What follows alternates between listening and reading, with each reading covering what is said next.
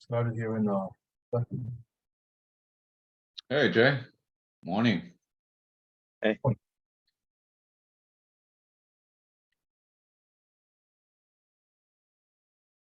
And Melba got pulled into she got pulled into an emergency meeting or something like that, so won't be here.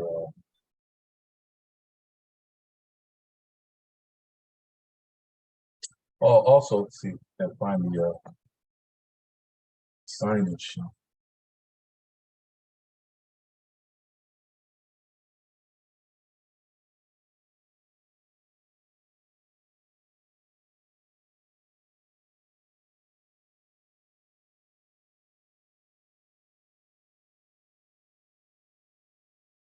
No.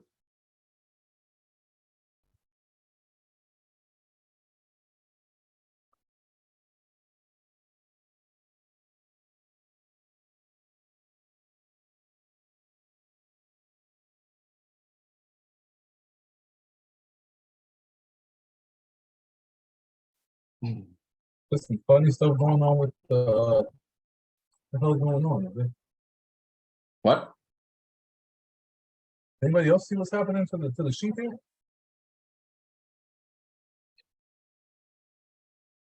No.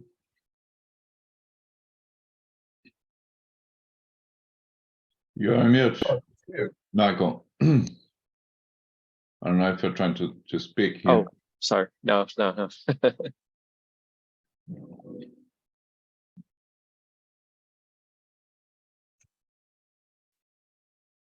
Sign sheet here.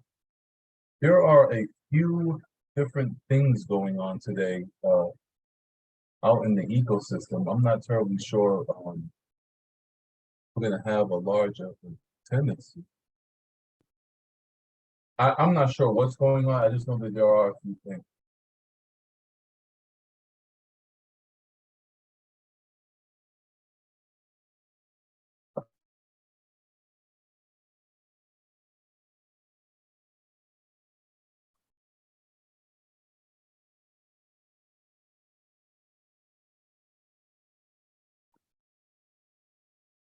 I'm looking for the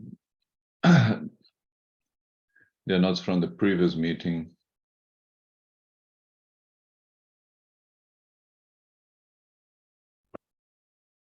I just posted the link, but this is an old link. So I believe the previous meeting was mostly about debrief, no, from the open source summit. Or was it Yeah. this? I mean, Yeah. we've been doing it. Yeah. The last agenda was all on open source summit stuff. And the bottom of it was a reminder that I need to put a one-pager together about when blogs or announcements go out. Yeah. And I think I think one of the things either for also from last time and kind of ended up back in the spec meeting, as a big sort of agenda item was just kind of like frameworks versus compliance versus conformance versus all those different things. I don't want look this is a recorded call, man. So I'm gonna be very specific, or I'm gonna watch my words carefully. And what I'll say is this: for a room of people that are writing a specification, I assume a certain level of understanding around around what I consider the basic understandings at a basic level around what type of spec you are writing. I don't know if I said that the right way. The questions that we received made me extremely from a consumer, it made me extremely and when I say consumer, I mean someone who will take NIST, ISO, PCI, HIPAA,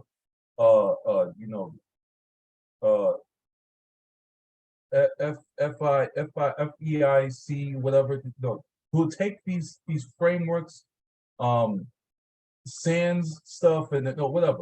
Take these frameworks, internalize them, understand them, and then create my security posture from them, right? A consumer of them.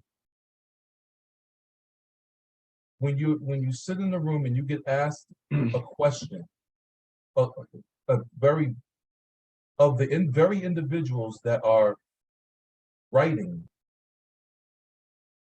the spec, man, I'll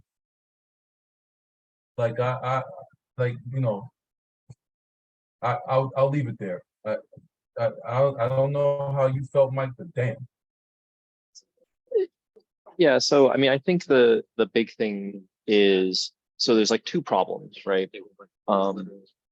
One is the majority of folks who've been working on the actual spec are just engineers. They're not folks who are versed in sort of writing up specs in the first place, outside of stuff that's like internal, right? You know, where if you're talking about like you know, well, let's say Google, where, hey, I'm building a spec that's going to be used by other teams at Google, it's going to be viewed very differently than, let's say, hey, I'm a bank and I have all these different requirements and I have these NIST things, I have, you know, FIPS, I have PCI, I have all these different things, and they all come at different levels, right? And they're also all going to be worded slightly differently.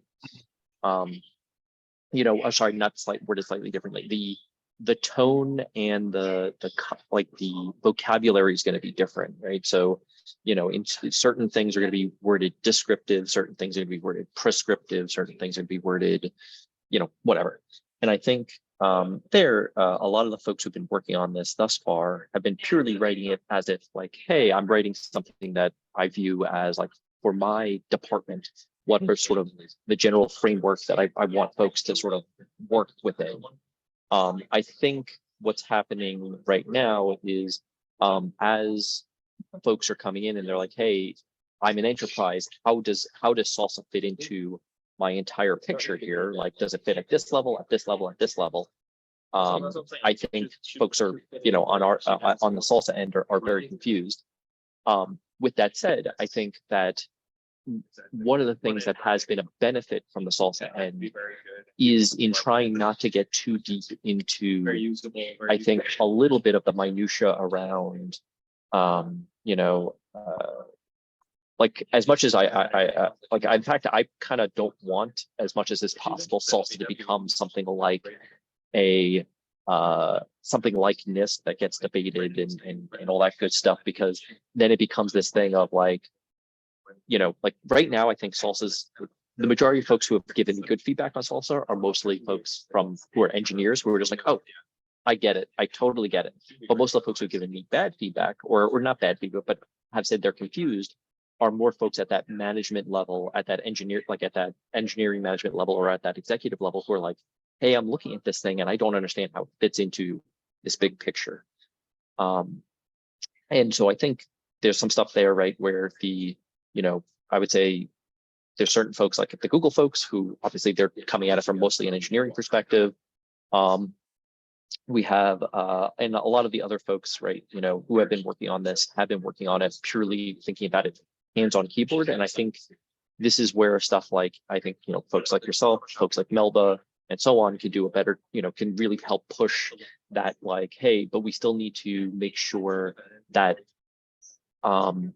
we separate out that idea of, here is what this means to, you know, folks at that executive managerial sort of level and how they need to view it, versus this is what the engineers are actually going to be reading to understand how to do it.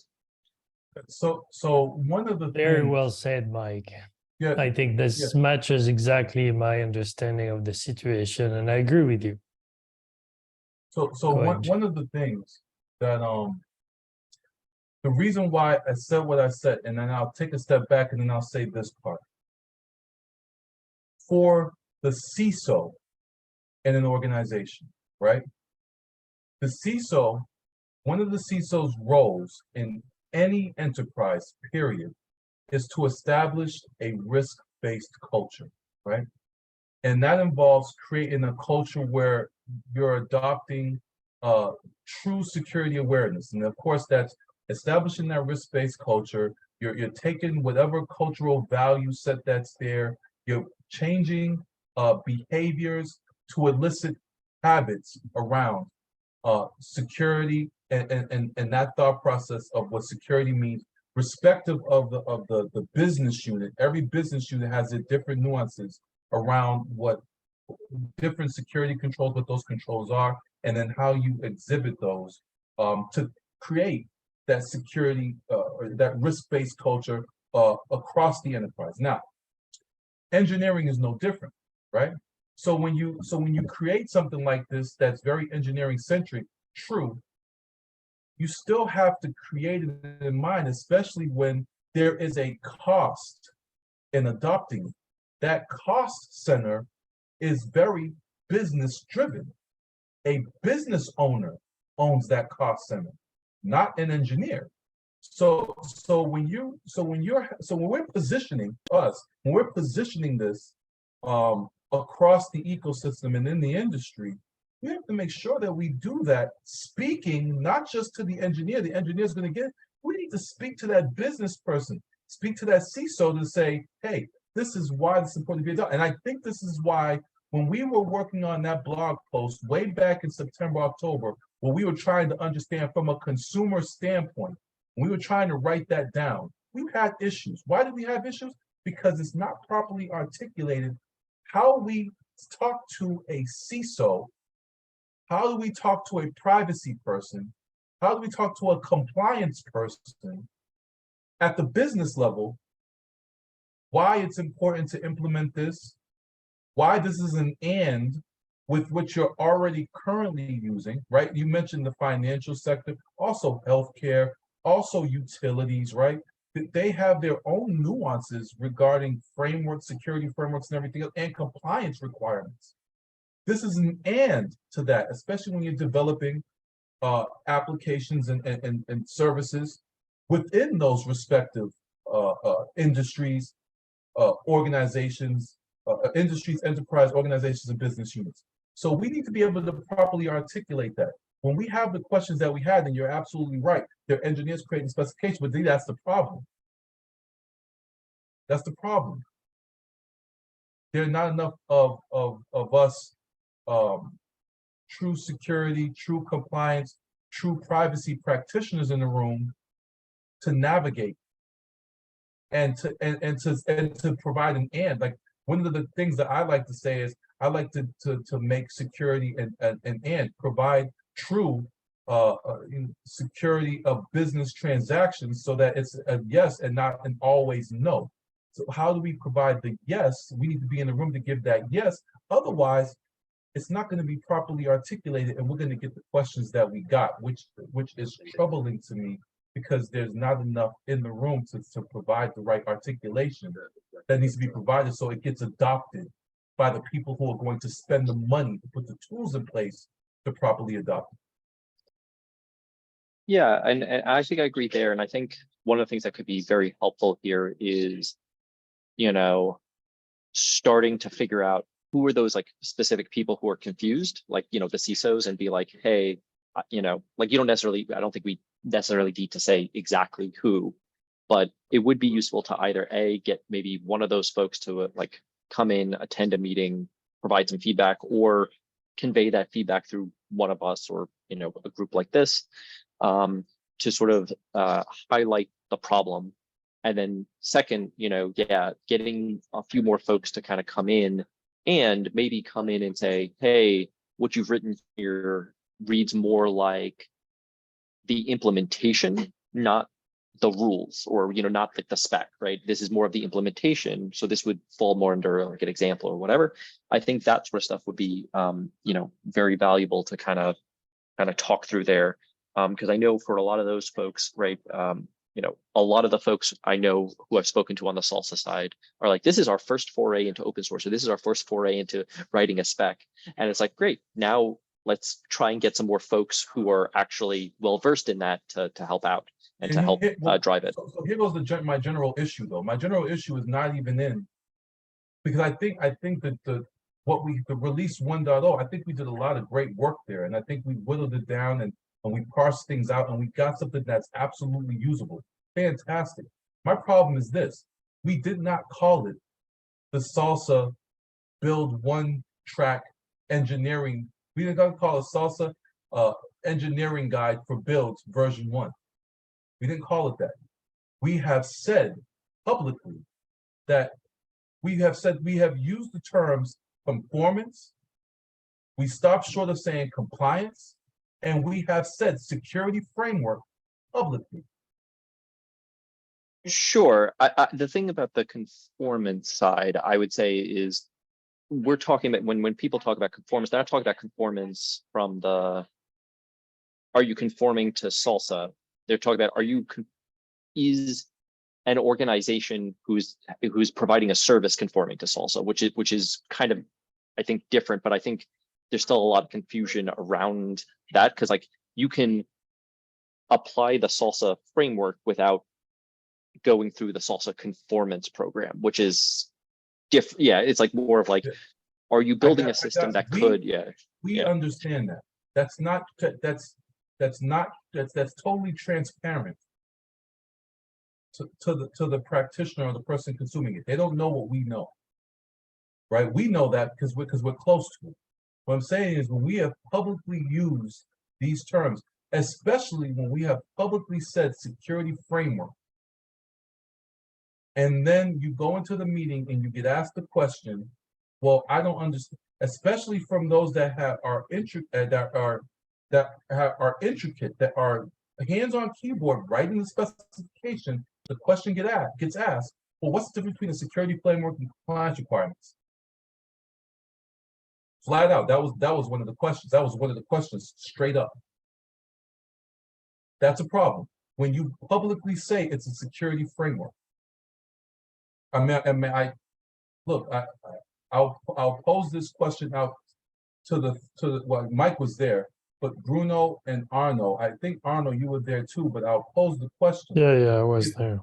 If I write you something and I say it's a security framework, then we get into a discussion and I say, well, what's the difference between a security framework and compliance requirements? What will your reaction to that be? No, but so I agree. I mean, I but I think it comes down to the meaning of security framework in and of itself, right? You come with a background of security where this convey a special meaning that they don't have. So right. there is that's fundamentally where things break down, right? Oh, no, I 100% agree. But I'm the rest of the industry who you're asking to adopt this. So yeah, I think that sort of thing, I think we need to really think through, and I think one of the things that would be really useful is bringing some of those folks, like somebody who's like deep in that, whether it's yourself or somebody else, to kind of come in and help steer that discussion a little bit, so that folks kind of get that, like, even though colloquially, right, somebody might say, what's the difference between a framework and a compliance requirement? And it's like, no, compliance is, and I know I used that the analogy yesterday, like, compliance keeps you out of jail, the security keeps you from being compromised. And I, it's joking, but it's like, compliance is significantly more sort of like evidence-based and all that sort of stuff. Whereas a security framework is more like the rules by which you're, and there's a lot of, there's some intricacy there and whatever, but I think we need to make sure that, I get it, because at the same time, right, like it's, I think the thing is, a lot of the folks, I think right now, are just viewing it purely from, hey, am I doing the right engineering things? Not how is this getting adopted by the end user? And so I think we do want to kind of pull in more of those end users to kind of figure out, what are they looking to adopt? And then that could help us steer it a bit more, right? Because like if you were to ask me, I would say Salsa is more like a standard than, and by standard, I don't mean like an ISO standard. I mean more like, I a set of practices by which, you say, hey, I've hit all these things, I'm applying good security practices, right? And then you would have a set of controls that can validate that. And you have a set of compliance requirements to say, hey, am I actually complying with this standard or whatever? And it all sort of depends, because there's some minutia around standards versus procedures and that sort of thing, right? But I think we've kind of, you see how you just did that just now, right? We can talk in those terms. I get exactly what you're saying. That's not how it's written. Yeah. You see what I'm saying? That's not how it's written. And that's what needs to happen, so that we in this positioning meeting can effectively do our job and position it within the industry correctly. Because now guys like me, guys like you, Bruno and Arno, right? Keep in mind, the four of us, right? Arno is a standards guy. I'm a security guy and a compliance guy. You have knowledge in this game too, Bruno as well. When we go out there and we're talking to the consumer, we're talking to the CISO, we can actually speak to them. But what do we say to them? Exactly. Because then if they go back to the spec and the spec is not articulating what we're saying, then we're talking against and not with. And that presents a problem. It presents a problem when we're smarter than the article that we're trying to promote. Yeah, I think you definitely have a valid point, Jay. I mean, if we're 'cause, not in the room to properly articulate it, what happens? That means we have to walk with it we have to walk with it. Otherwise, the person's going to pick it up, and then they got to look at a YouTube video. So Mike is right that, they typically the people who've been leading the spec development there don't have that background. And basically, my experience on the standards front, as you said, I'm a standards guy, and, I've been trying to help them get better at, from a process point of view, spec development type of thing, I think they equally, and the good news is, they're very welcoming of input from people who are more knowledgeable in some areas than they are. And so I think it'll be the same here, but they can't, they cannot invent what they don't know. And so it's up to people like you to come up and join and try to guide them to get this, sorted out. The question for me is, do you think this is something that can be addressed by kind of having some kind of like a forward to the spec to Salsa explaining how, how things are to be read? So for instance, well, you could say, what we mean when talk about security framework in the case of Salsa means blah, blah, blah. No. Or does that require deeper, editorial changes throughout the spec to reshape it? That's man, I want to say you can get away with maybe a forward, but then you'd have to provide an example in each use case. Right? So when it's a security framework, do this. When it's a compliance requirement, do this. Right? I think you'd have to provide some kind of use case. One thing I do want to say is I agree with Mike. There should be some end users in the room there, and then end users over here too. There should be like a crosstalk. That way, the ideas get over on that side, and then they come back, and then we can formulate those thoughts to put out to the masses. I want to say that before I said the next thing. But to get to what you're saying, Arnold, I want to say maybe a forward, but then I also want to say that you got to have use cases behind it as well. When it is this, do this. When it is that, do that. And then how you tie it all together with the respective maturity levels. Because and as I said there in that meeting, because you're a level 2 or 3 on the security part doesn't necessarily mean you're a level 2 or 3 on the compliance part, and vice versa. you might be at a higher level on the compliance part than you ever are on the security part. Just because you got it doesn't Yeah. mean that you're secured by it, right? I mean, it's as simple as that. Yeah, and like, I think also as we kind of steer this, I do think that, you know, I would push away from this necessarily being a compliance set of requirements or whatever, because I do think that there's a lot of stuff already in compliance that could refer to salsa as, hey, I do salsa, and because I can prove to you with this evidence that I'm doing salsa, that hits this compliance requirement. Well, we do use the term attestation. So Yeah, right. yes, but that also has, and to be clear, that's a very overloaded term throughout computing, Yeah. because Yeah. also like my computer has what's referred to like a TPM, and the TPM can attest to things, Yeah, which is different than a attest, yeah. compliance. Yeah. And Yeah. so Yeah, but we're not splitting hairs. We're saying attestation. We're not splitting hairs, and we're not describing what we mean by attestation in this or that context. We're saying attestation. Use attestation, either self-attestation or otherwise, you mean compliance.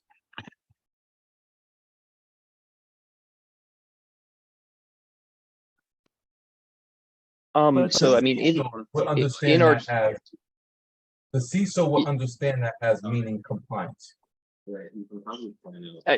I get that, and I think we can maybe be like, you know, and this is where we have to clear up some of it, right? Because at the end of the day, right, like we're never going to, you know, I think like especially with the word attestation here, there's enough folks who are using attestation for years as well, completely outside of the compliance context, that I think we just need to make sure that folks understand when we say attestation, we're using it in the sort of NIST, you know, this definition, right? Not the NIST, this other definition regarding compliance or whatever. Yeah, I came from financial services industry. I think with Michael as well. When you say compliance, it's much stronger word. It means you must prove evidence or have a third party that can attest as well. So it's not only attestation by yourself, but we need a third party. Right. But Jay, one question. I agree with you when you mention about, for example, security framework. In many of the discussion that I have with financial institutions, they are the same. Like for them, security framework, they remind me like FedRAMP, they remind CSAs, and of course, when you're talking about salsa, wow, we are competing in this space? Of course not. I agree, but I do not know if you have an idea how to position a salsa in this spectrum. Well, that's what I'm saying. Like, I don't. So to position salsa in the spectrum, we need to get the spec down to the point where we can properly articulate what it is, and then that'll drive how we position. It would be safe to say, you know, when it comes to FedRAMP and all these things, FedRAMP and all these things could end up pointing to salsa as a means of meeting some of those. What I think FedRAMP has 400, was it 100 and something, 400 different. Damn, I can't remember what it is. There's like 400 different controls. Somebody download to get FedRAMP. I mean, there's like 100 and something controls for FedRAMP ready. But then, but to reach ATP, you got to meet like another 200 or something. That's crazy. Anyway, to get FedRAMP could point to salsa as a means of getting there, right? It could point to it. So I don't think salsa will be on that level, but you would still need to properly articulate it to position it in that kind of way.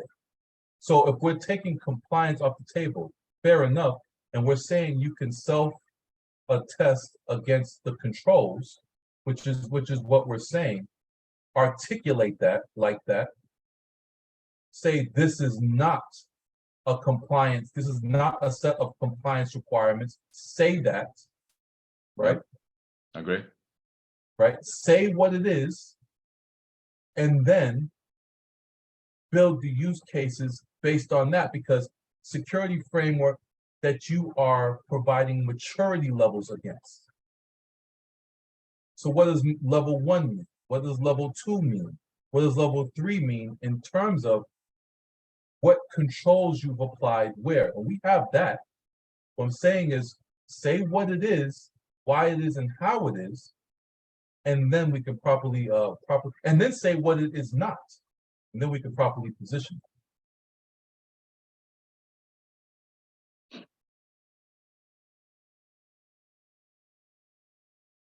I don't believe that has been done like that. I don't think that we've drawn that line to what it is not. And I don't think that we've done that because we have subsequent tracks coming up.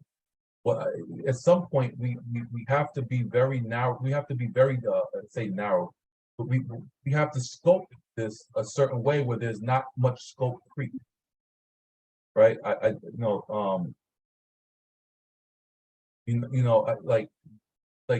the scope creep can get real quick, but that's how these questions end up coming up because we're not, concise in the scoping of salsa to begin with, or say to begin with, we changed it, we fudged, but the scope needs to be,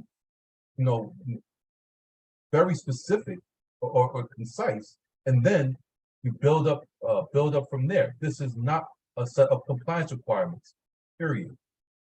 Yeah, no, I totally agree. Compliance always saw those levels like maturity levels, because when you talk with developers, they know from the past CMM that you have Right. level of maturity. I see, wow, level 1, 2, 3, you cannot get 3 if you don't have the level 2 already. I mean, Exactly. You see what I'm saying? And we're Yeah. and we're going help. We go from level 1 to level 3. yeah, How and if you go by the capability maturity model, you start with what is it? There's I can't remember what the first one is, but managed, defined, optimal. The yeah, I levels, know. right? So we're not even saying that. We're just saying level 1, level 2, level 3. Aspirational is level 4. We haven't even defined the levels, which is perfectly okay. But we're going from level 1 to level 3. You still have a maturity model in place, but what does that actually mean if we're saying this is not a step? You can have a maturity model around compliance and attest to a specific level, right? I attest to being level 3 because of this, and this, but it's not a compliance, it's not a sub-compliance requirement. Yeah, I We're agree. attesting to the security controls that are in place, and our evidence is that we tested these controls against. This is how we tested the controls. We verified that they're in place, and we validated the controls through these tests. And we can attest to this based on that evidence. Right? It's still evidence. You still need evidence to attest to something.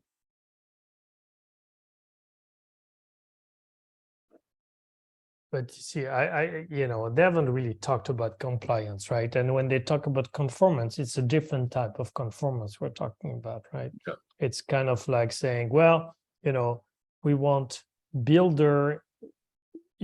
system implementers are going to be adding, salsa provenance features to their builder, and they're going to claim, well, now I'm like salsa 3, and well, how do you trust that?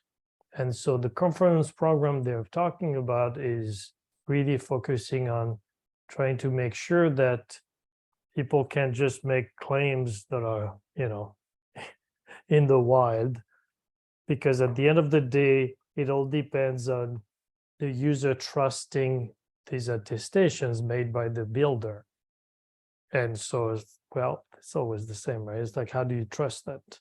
And so the conformance program that is being discussed at the salsa level is merely about, having a mechanism to register either self-claims or claims by some third party that, yes, that builder, you can trust it.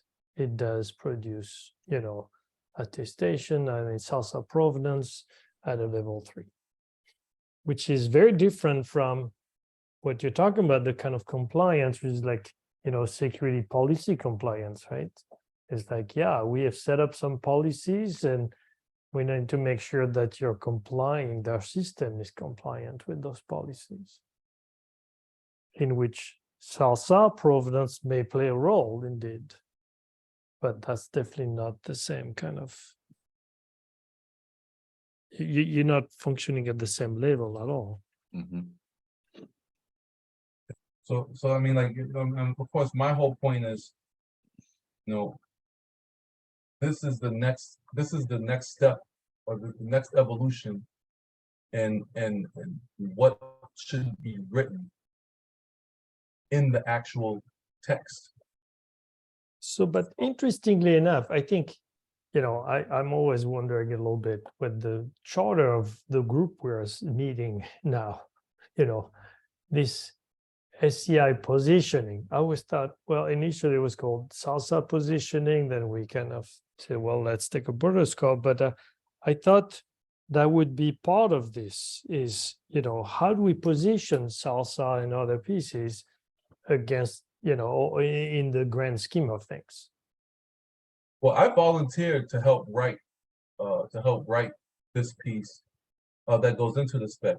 But to your point, yes, that is our point here.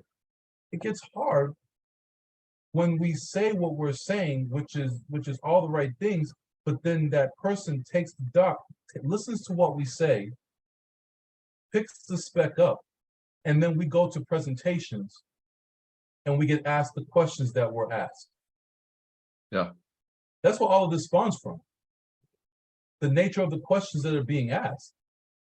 It's like, well, man, that's an odd question.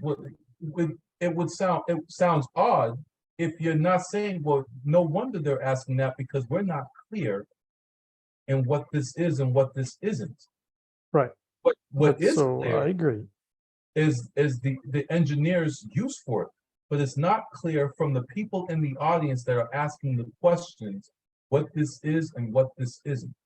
So we can't even get to the nuts and bolts of how great it is because we're stuck in the front asking high-level questions on, well, how do we look at this?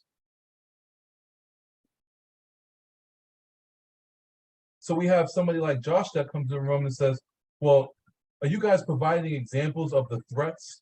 And asking the hard question because he wants to bring it back down into the actual spec.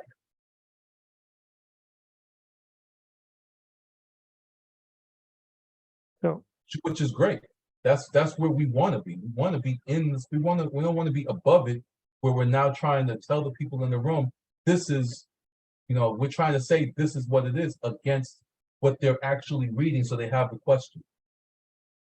No, but I think you're right. And so we're missing a document that kind of position salsa in the security, in a broader security context so that people better understand what it is and what it's not. I agree. That'll help us. Position is better. When I think about positioning and I think about what our role is here, that's the only reason why I said, because when we go out and do these talks, like I really want us to focus more on the meat, because the meat's so important, but we can't even get there.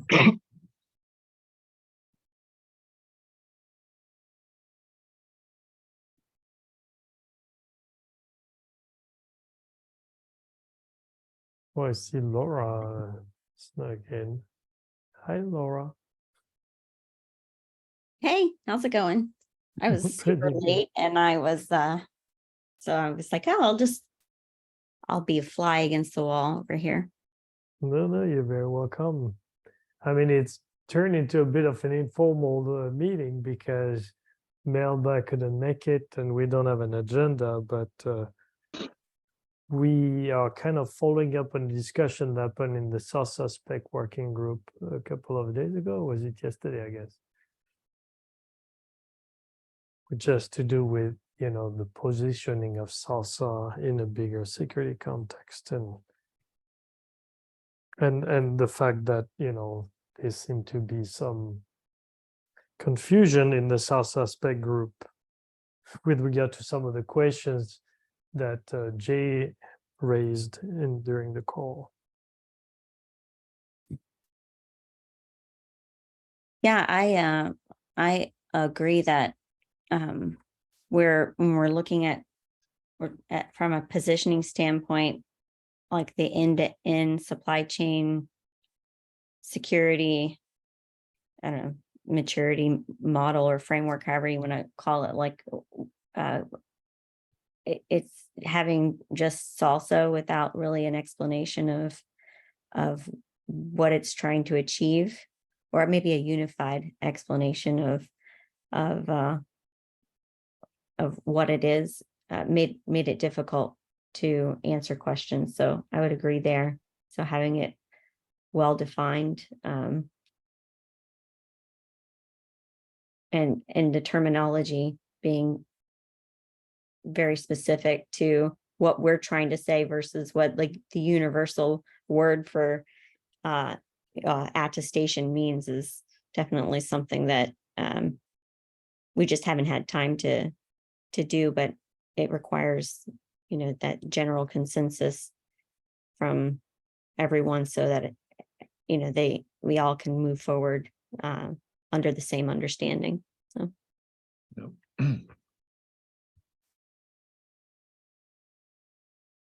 Yeah, so you just said security framework, which is what triggered, I think, at least partially Jay, which is like, well, it doesn't seem right to actually, position salsa or present salsa as a security framework. Right. No, and I would agree with that. I think that we brought, I wasn't in the specifications meeting, but I was in our chat last week, where I was really confused of like how we're calling things, not we, but within Salsa page, you can find it referenced as a model or a framework or a requirement or a guideline. And it, those words mean very different things to different organizations across the industry. So. Yes, exactly.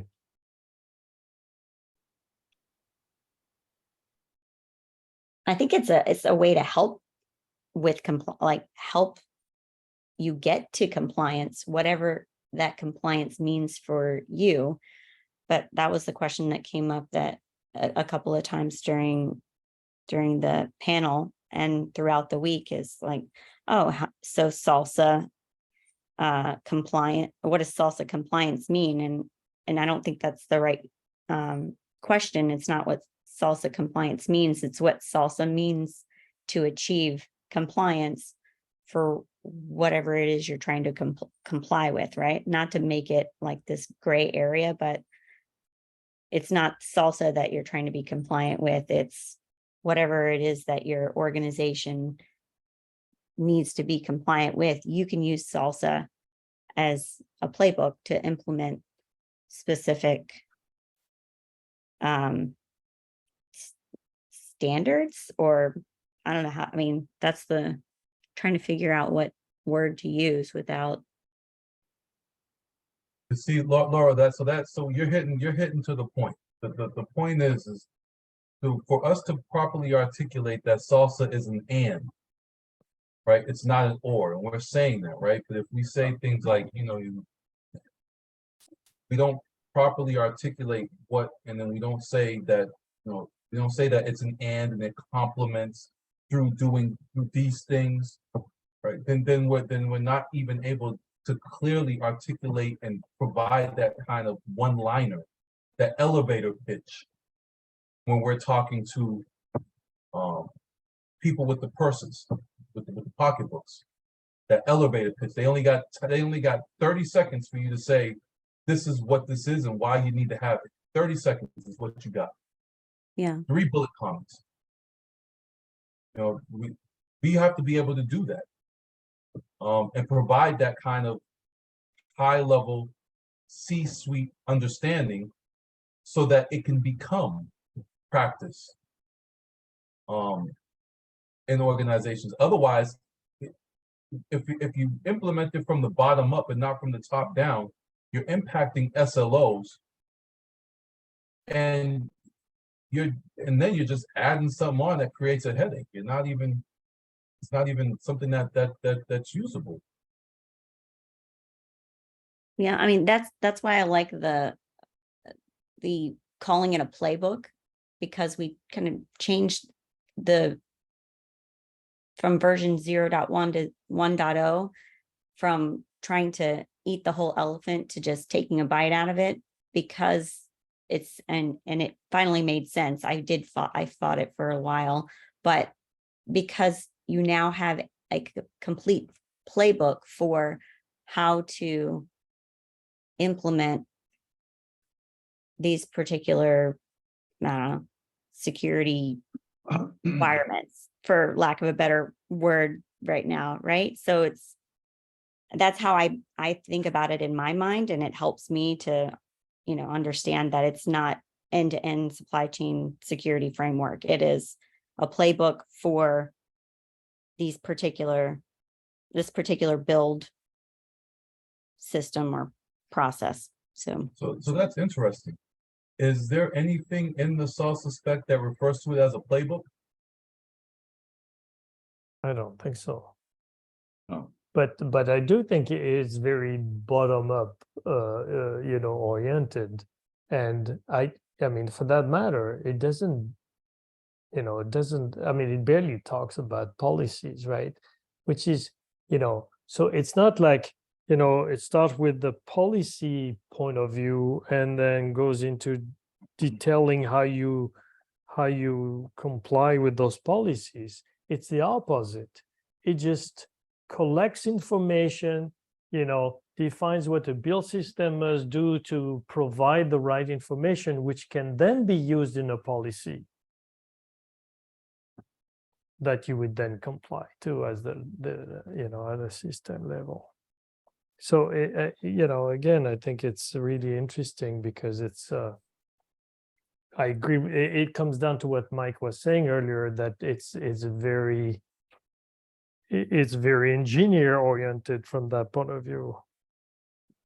So I mean, on that basis alone, I mean, it's all the playbook. If they ever did want to do that, that solves a lot of this by using the term playbook, especially with the bottom-up approach. When you use the term framework, instead of saying playbook, if you use the term framework, that's now you're getting towards the middle to the top. Because the decision holders on what frameworks to use, that comes from the middle top layer. That doesn't come from the bottom layer. The bottom layer doesn't decide which framework to use. No. But the bottom layer can follow a playbook based on the playbook that's loosely coupled, or loosely coupled, maybe tightly coupled with the top down framework. If the playbook is tightly coupled with the framework, use that.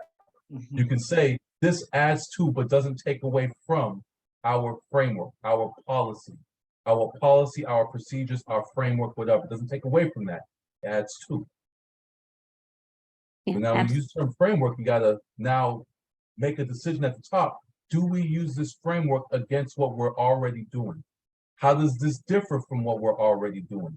Is there more money that needs to be spent to follow this framework against what we're already doing? Rather than just being a playbook, where this playbook should have little to no spend at all. Just be a set of practices now that you follow that are in concert with your framework, your policy, your procedures, your policy, etc.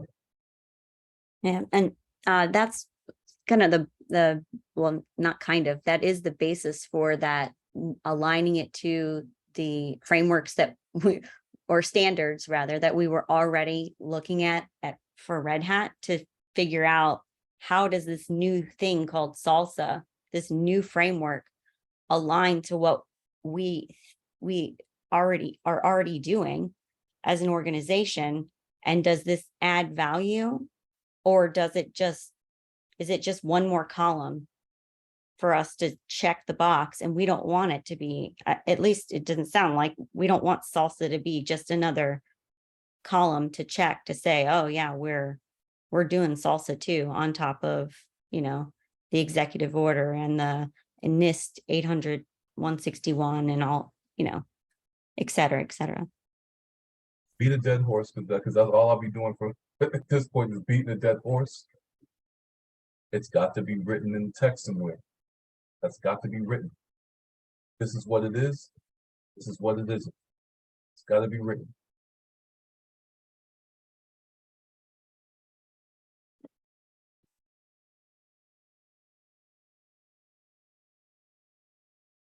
We beat this up enough. Yeah, I think we have. I mean, especially since we all agree. Yeah. I think we would need, you know, people who are more on the other side, or, you know. All right. Well, if the issue is there, and I volunteered myself. I even volunteered Melba to sit down and put something together. Some I words. wonder together. if there could be some, you know, general introduction to how you know, and I say you because you guys are security people, and like me, you know, could give this kind of like high level view on how you see things, what it means for you, you know, what's the policy, what it means to comply, and it could maybe, because you're right. I mean, some of the questions we had yesterday were, you know, probably for you and people like you, basic questions that shows that there is no common background that we can rely on to have that conversation. And so I think, you know, somebody needs to give some general introduction on how you know, see the general security and what does it call it? What is a security framework, basically, right? So that there can be some common ground on which we can build and say, okay, now that we have this common understanding, can we agree on where salsa fits?